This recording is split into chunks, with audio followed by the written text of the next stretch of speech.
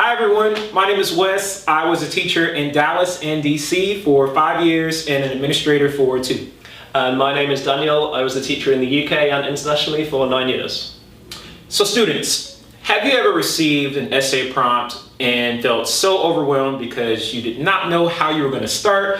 Nevertheless, how are you going to end the essay? We've been there before, and we have some tips on how you can start that essay, get it really rolling to make sure that you get that A that you really deserve.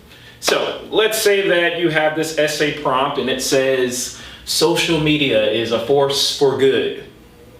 Daniel, how would you start attacking that essay prompt? Right, so that's really difficult because it feels like a huge task. It's potentially overwhelming, and a lot of students are going to look at that and think, how am I possibly going to answer a question like this? Yeah. And how am I going to write 1,000 words about it, or however many words you have to write?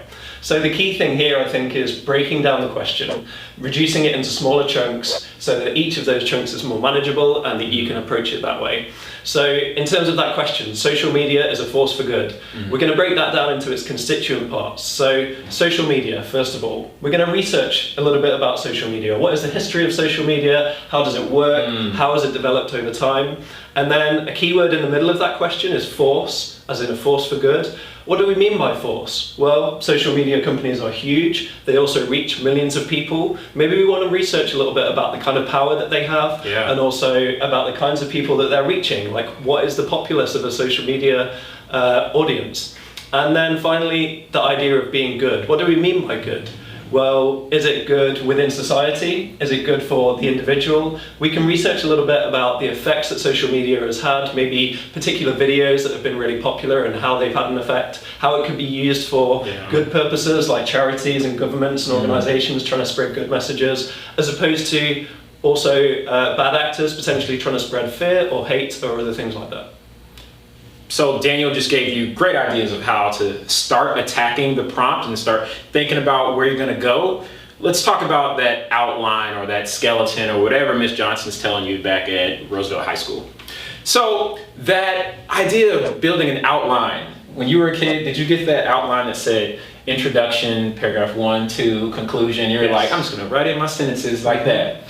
Sorry, that outline may not be the best for you. What you do want to outline is, what argument am I going to make for each of those points that Daniel just brought up? What argument am I going to put together for social media or for a force of good? This is how you should start planning an outline for your paper. I know I'm going to make this argument here, this one there. That is how you craft a well-planned essay, and it takes off that feeling of, I don't know what I'm going to do.